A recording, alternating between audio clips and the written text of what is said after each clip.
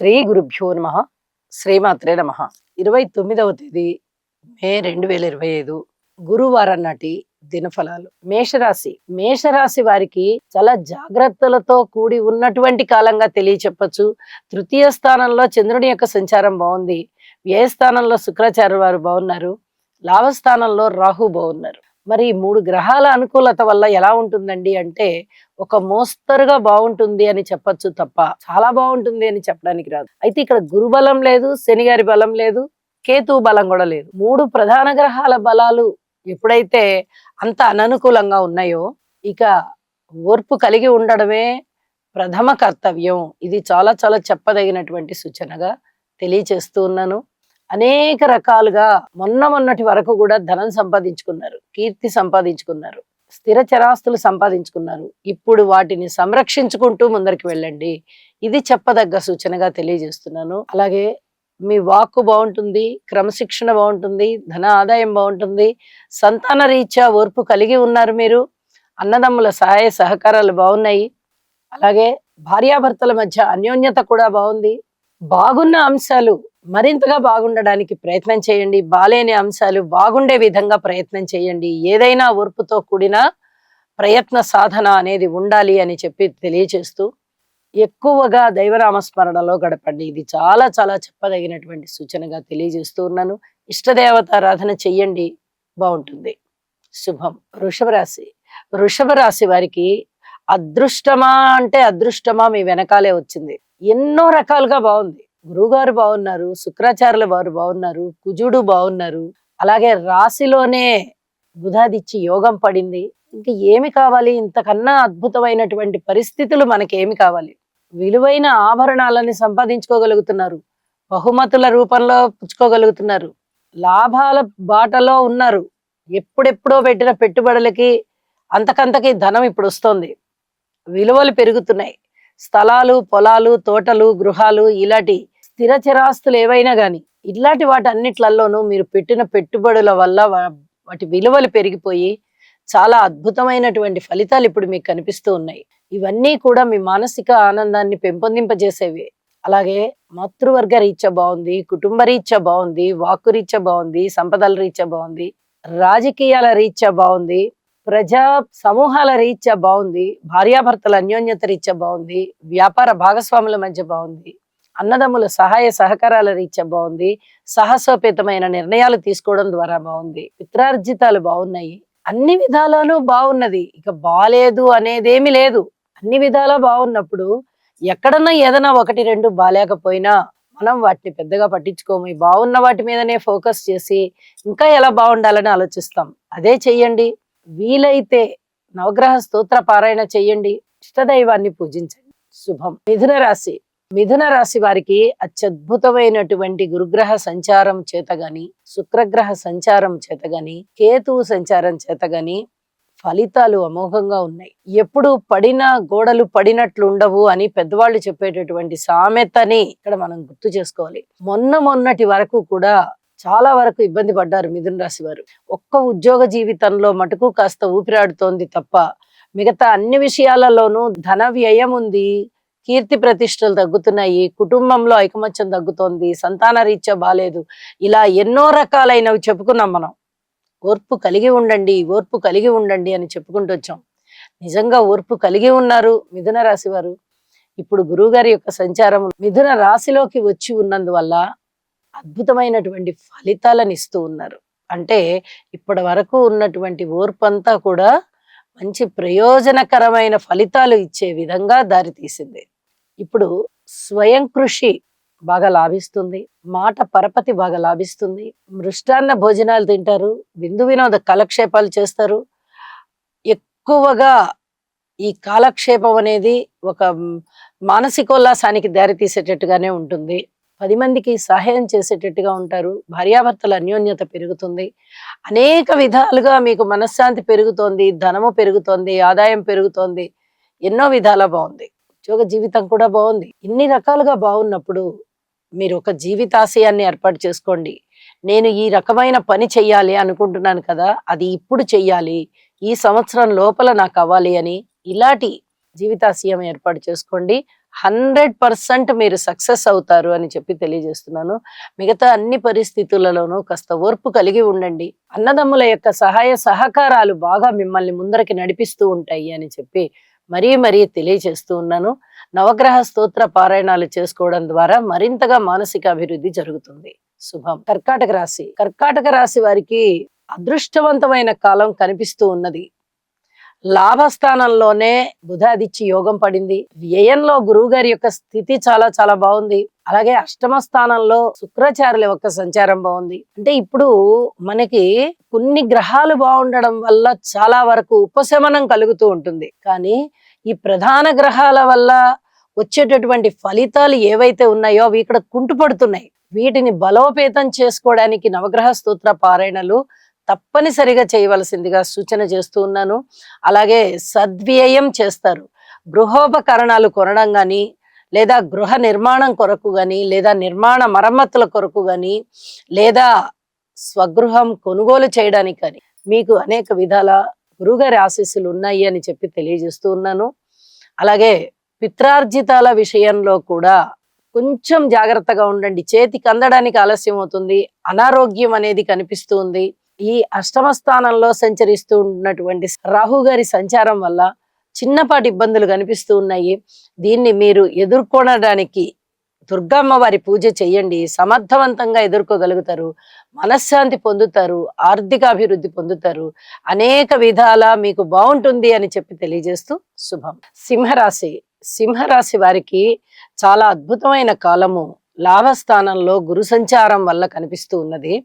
అయితే ఈ రోజున చంద్రుని యొక్క సంచారము కూడా గురువు గారితో కూడి ఉండడం వల్ల అనేక విధమైనటువంటి లాభాలు సింహరాశి వారికి ఉన్నాయి అని చెప్పడంలో ఎటువంటి సందేహం లేదు. వీరికి అష్టమ స్థానంలో ఉన్నటువంటి శుక్రగ్రహ సంచారము కూడా చాలా చాలా బాగుంది. అలాగే దశమ స్థానంలో ఉన్నటువంటి రవి గారు కానీ, బుధ ఆదిత్య యోగం కానీ చాలా చాలా మేలు చేస్తుంది.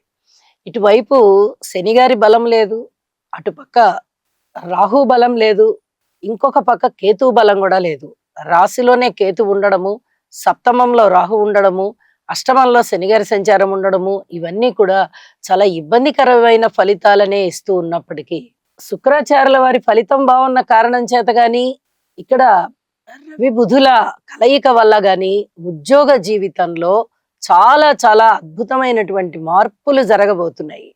ఇది చాలా చెప్పదగినటువంటి సూచనగా తెలియచెప్తూ ఉన్నాను. సింహరాశి వారికి మిగతా బలాల యొక్క ఫలితాలు అననుకూలంగా ఉన్నాయి. అన్ని విషయాలలోనూ ఓర్పు కలిగే ఉండాలి. కానీ ఉద్యోగ జీవితంలో కానీ, వ్యక్తిగతంగా కానీ, అలాగే లాభాల రీత్యా కానీ చాలా చాలా సంతృప్తికరమైనటువంటి పరిస్థితులు ఉండబోతున్నాయి. లాభాలు ఉండబోతున్నాయి.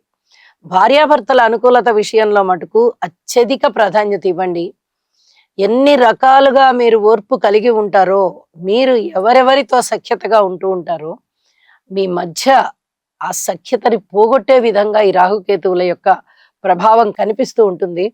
దీని గురించి అధిక జాగ్రత్తలు పడండి. శని గారికి ఒక్కసారి తైలాభిషేకం చేయించండి. మరింత మనశ్శాంతిగా ఉంటారు అని చెప్పి తెలియజేస్తూ ఉన్నాను. శుభం. కన్యారాశి వారికి చాలా చాలా జాగ్రత్తలతో కూడి ఉండవలసిన కాలంగా తెలియచెప్పచ్చు. అనేక రకాలుగా ఓర్పు కలిగే ఉండాలి. ఉద్యోగ రీత్యా, వ్యాపార రీత్యా, భార్యాభర్తల అనుబంధ రీత్యా, వివాహాది శుభకార్యాల రీత్యా అన్ని విధాలుగాను మీ ఓర్పుని ప్రదర్శించండి. అయితే షష్ఠ స్థానంలో రాహు గారి యొక్క సంచారం వల్ల ఏర్పడేటటువంటి శుభకరమైన ఫలితాలని ఎవ్వరు ఆపలేరు. అది వచ్చే ధనం వస్తుంది, వచ్చే విజయం వస్తుంది. శత్రువులు వచ్చినా కూడా వాళ్ళు మిత్రులుగా మారిపోతారు. ఇది చాలా ఆశ్చర్యం కల్పిస్తూ ఉంటుంది. మీకు చెప్పదగ్గ సూచన అన్నమాట ఇవన్నీ కూడా. ఇంత బాగున్నాయి అని ఓర్పు కలిగి ఉండండి. ఏదైనా సరైన పరిస్థితుల్లో గ్రహాలు బాగున్నప్పుడు ఆటోమేటిక్ గా అన్ని మంచి జరిగిపోతూ వెళ్తాయి. మన ప్రమేయం ఏమి ఉండదు. కానీ గ్రహాలు అననుకూలంగా ఉన్నప్పుడు జరిగే మంచి మన ప్రయత్నం మీదనే జరుగుతుందన్న సంగతి మర్చిపోకుండా గుర్తుపెట్టుకోవాల్సిందిగా సూచన చేస్తూ ఉన్నాను. నవగ్రహ స్తోత్ర పారాయణాలు చెయ్యండి. నవధాన్యాలు దానం ఇవ్వండి. ఇంటి ఇలవెల్పుని పూజించండి. శుభం. తులారాశి వారికి చాలా అదృష్టవంతమైన కాలం నడుస్తూ ఉన్నది. మనము ప్రతిరోజు చెప్పుకుంటున్నాం తులారాశికి చాలా బాగుంది, చాలా బాగుంది అని. షష్ఠ స్థానం బాగుంది, నవమ స్థానం బాగుంది. అసలు ఈ 2 రకాల గ్రహాలు 2 రాసుల్లో ఉన్నాయి. షష్టంలో, నవమంలో అంటే చాలా అద్భుతమైనటువంటి పరిస్థితులకు దారితీస్తుంది. ముఖ్యంగా విజయావకాశాలు ఇవ్వడం గానీ, వ్యయ ప్రయాసలు కూర్చి మీరు చేసేటటువంటి పనిలో మీకు పూర్తి సంతృప్తినివ్వడం గానీ, అలాగే అనుకోని విధంగా ధనము చేతికి అందడం గానీ, లాభస్థానంలో ఉన్న కేతువు గారు కూడా అధిక లబ్ధిని చేకూరుస్తారు. పితృవర్గ రీత్యా బావుంటుంది. ప్రయాణాల రీత్యా బావుంటుంది. తీర్థయాత్రల రీత్యా బావుంటుంది. దైవ కార్యాల రీత్యా బావుంటుంది. దైవ దర్శనాల రీత్యా చాలా చాలా సంతృప్తి ఏర్పడుతుంది. ఇలా ఎన్ని రకాలుగా మీరు బావుండాలో అన్ని రకాలుగా బావుంటారు. ఇది చెప్పదగ్గ సూచనగా తెలియజేస్తూ, లలితా సహస్రనామ పారాయణ చేయడం ద్వారా మరింతగా మానసిక వృద్ధి ఉంటుంది అని చెప్పి తెలియజేస్తున్నాను. వ్యాపారం విషయంలో కానీ, కొత్తగా పెట్టుబడులు పెట్టే విషయంలో గానీ ధైర్య సాహసాలతో ముందరికి వెళ్ళండి. బావుంది అభివృద్ధి. శుభం. వృశ్చిక రాశి వారికి అన్ని విధాల జాగ్రత్తలు తీసుకోవాల్సినటువంటి కాలమే కనిపిస్తూ ఉన్నది. అర్ధాష్టమంలో సంచరిస్తూ ఉన్నటువంటి రాహు గారి యొక్క సంచార విశేషం చేత మాతృవర్గ రీత్యా చిన్నపాటి ఇబ్బందులు కనిపించబోతున్నాయి. గృహములో ఏదైనా మరామత్తులు ప్రారంభించినట్లయితే అది కొంచెం వాయిదా పడేటటువంటి అవకాశం కనిపిస్తోంది. సంతాన రీత్యా శుభాశుభ మిశ్రమ కాలం అని చెప్పొచ్చు. రుణభారాలు కొంచెం ఎక్కువయ్యే పరిస్థితి కనిపిస్తోంది. అలాగే భార్యాభర్తల మధ్య అనుకూలత కాస్త తగ్గేటటువంటి పరిస్థితి కనిపిస్తోంది. వివాహాది శుభకార్యాలు కుదరవలసి ఉన్న వాళ్ళకి ఇంకా కొంచెం ఆలస్యం అయ్యే పరిస్థితి కనిపిస్తోంది. పితృవర్గ రీత్యా కూడా మనశ్శాంతి లేని విధంగా వారు ఉంటారు అని చెప్పి తెలియచేస్తూ ఉన్నాను. ఇక దూర ప్రాంత ప్రయాణాల విషయానికి వస్తే అన్నెసరీగా వెళ్ళి రావాల్సి వస్తుంది తప్ప మనకి ఈ పని వెళ్ళి అంత దూరం వెళ్ళొచ్చాము, ఈ పని మీద ఈ పని అయిపోయింది మనకి అనేలాంటి సాటిస్ఫాక్షన్ ఏమీ కలగదు. ఇలాంటి పరిస్థితి కనిపిస్తూ ఉన్న కారణం చేత మనశ్శాంతి పెరగడం కోసం అది ఉద్యోగంలో అవనివ్వండి, వ్యాపారంలో అవనివ్వండి, వ్యక్తిగతం అవనివ్వండి, భార్యాభర్తలు అవనివ్వండి, వివాహాది శుభకార్యాలను అవనివ్వండి, అన్నదమ్ముల సహాయ సహకారాలను అవనివ్వండి, మీరు ఏ అంశాన్ని తీసుకున్నా, ఏ రంగాన్ని తీసుకున్నా నవగ్రహ స్తోత్ర పారాయణాలు చెయ్యడము, ఓర్పు కలిగి ఉండడము, ఈ రెండూ కూడా చాలా చాలా చెప్పదగినటువంటి సూచన అని చెప్పి తెలియజేస్తూ ఉన్నాను. శుభం. ధనస్సు రాశి వారికి ఎన్నో విధాలుగా కలిసి వచ్చేటటువంటి కాలం.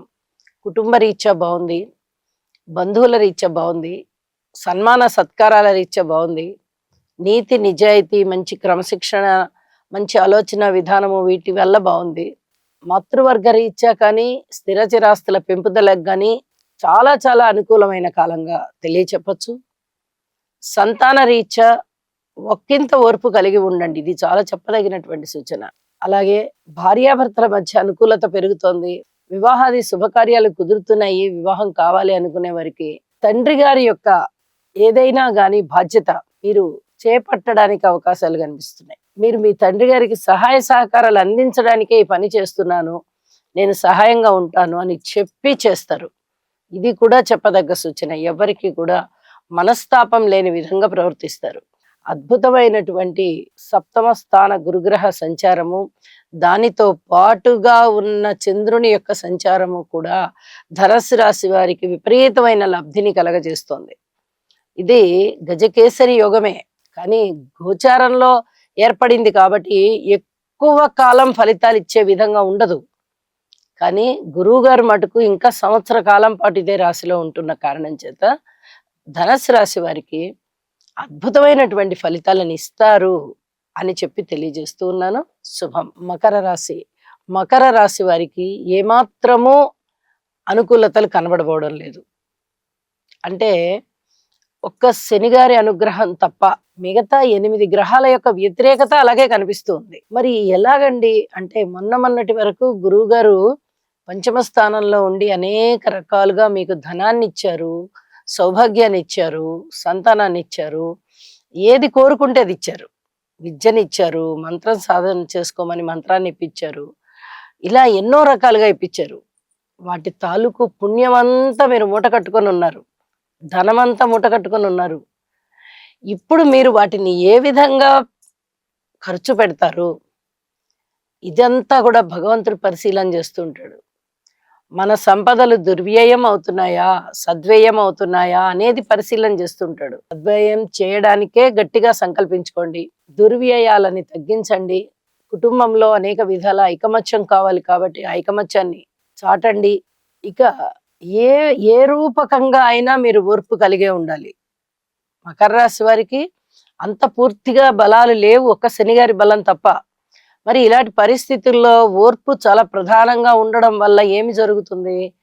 ఏదైనా చెడు జరగవలసి ఉంటే అది ఆగి తర్వాత ఎప్పుడో జరుగుతుంది. ఇది చెప్పదగినటువంటి సూచనగా తెలియజేస్తూ ఉన్నాను. నవగ్రహ స్తోత్ర పారాయణ చేయండి. శివలింగాభిషేకం చేసుకోండి. చాలా చాలా మనశ్శాంతి కలుగుతుంది అని చెప్పి తెలియజేస్తూ శుభం. కుంభరాశి. కుంభరాశి వారికి చాలా అదృష్టవంతమైన కాలం నడుస్తూ ఉంది. అనేక విధాల మనశ్శాంతితో ఉంటారు. మృష్టాన్న భోజనాలు చేస్తారు, విందు వినోద కాలక్షేపాలు చేస్తారు. ధనము సమయానికి సమకూరుతుంది. అనేక విధాలుగా ఆత్మసంతృప్తి కలుగుతుంది. అలాగే చేపట్టిన ప్రతి పనిలోనూ విజయ అవకాశాలు బాగున్నాయి. ఎన్నో ఏళ్ల నుంచి ఎదురు చూస్తూ ఉన్నటువంటి కార్యాలన్నీ ఆగిపోయి ఉన్నవి కానీ, అసలు ప్రారంభించలేకుండా ఉన్నవి కానీ ఇప్పుడు ప్రారంభించడము జరుగుతుంది. అలాగే ప్రారంభించినవి పూర్తి అవడము జరుగుతుంది. మానసికమైన సంతృప్తి బ్రహ్మాండంగా ఉన్నటువంటి కాలంగా తెలియజెప్పచ్చు. అయితే నవగ్రహ స్తోత్ర పారాయణాలు చేయండి. మాట తీరు బాగున్నప్పటికీ, కుటుంబం బాగున్నప్పటికీ, అన్నదమ్ముల సహాయ సహకారాలు కాస్త వ్యతిరేకంగా ఉంటూ ఉన్నప్పటికీ, అలాగే సంతానం వల్ల చాలా సంతృప్తి కలుగుతూ ఉన్నప్పటికీ, వీటన్నిటికీ కూడా ఈ ఏలినాటి శని ఎఫెక్ట్ ఉంటుంది. గురుబలం చాలా బాగున్నప్పుడు, గురుగారి దృష్టి పూర్తిగా రాశి మీద ప్రసరిస్తూ ఉన్నప్పుడు మనం భయపడవలసిన అవసరం లేదు. కానీ ఈ పరిహారం రూపకంగా గనక నవగ్రహ స్తోత్ర పారాయణాలు చేసుకుంటే ఒక విధమైనటువంటి తృప్తి దానికి అవకాశం ఉంటుంది. ఇది చెప్పదగినటువంటి సూచనగా తెలియజేస్తూ ఉన్నాను. అలాగే వివాహ జీవితంలో అన్యోన్యత పెరగడం కోసం కుజ శుక్రుల యొక్క అనుగ్రహం చాలా అవసరం. కాబట్టి నవగ్రహ స్తోత్ర పారాయణాల్లో కుజునికి, శుక్రునికి ఇంకా కొన్ని ఎక్కువ సార్లు స్తోత్ర పారాయణాలు చేసుకోవలసిందిగా మరీ సూచన చేస్తున్నాను. మిగతా అన్ని విషయాల్లోనూ ఓర్పు కలిగి ఉండవలసిందిగా కూడా సూచన చేస్తూ ఉన్నాను. శుభం. మీనరాశి. మీనరాశి వారికి ఒక్కరోజు చాలా బాగుంటే ఒక్కరోజు అసలు ఏమాత్రం బాగుండట్లేదు. ఇలాంటి పరిస్థితులు తరచుగా వస్తూ ఉన్నాయి. వీరికి గురుబలం లేకపోవడము, శనిగారి బలం లేకపోవడము, రాహుకేతువుల బలాలు లేకపోవడమే ప్రధాన కారణం అవుతూ ఉండగా, ఇక ఇతర గ్రహాలైనటువంటి శుక్రాచార్యుల వారు గాని, రవి గాని, చంద్రుడు గాని, కుజుడు గాని, బుధుడు గాని ఇలాంటి గ్రహాలు కూడా అననుకూలంగానే ఉన్నాయి. దీనివల్ల కూడా అసలు ఏమాత్రం గ్రహ సంచారం బాగలేని పరిస్థితులు కనిపిస్తూ ఉన్నాయి. వీరు పూర్తిగా దైవానికి బాగా ఉపాసన చేయడము, దైవ కార్యాలు చేయడము, ఓర్పు కలిగి ఉండడము చాలా చాలా మంచిది. అన్ని గ్రహాలు కూడా వ్యతిరేక దిశలో ఉన్నప్పుడు శివారాధన చేయడం అనేది చాలా గొప్పదైనటువంటి విషయంగా తెలియజెప్తాము. అలాగే మీ ప్రయత్న లోపం లేకుండా మీరు కృషి చేస్తూ వెళ్ళండి. ఇది కూడా తప్పనిసరిగా చెయ్యవలసినటువంటి విధి విధాయకం అనేది తెలియచెప్తూ, ఓర్పు కలిగి ఉండండి, కృషిని మానకండి, దైవాన్ని నమ్మండి, విశ్వసించండి, దైవ కార్యాలు చేయడానికి ప్రయత్నం చేయండి. భగవంతుడు మీకు మేలు చేస్తాడు. సర్వే జనా సుఖినో భవంతు.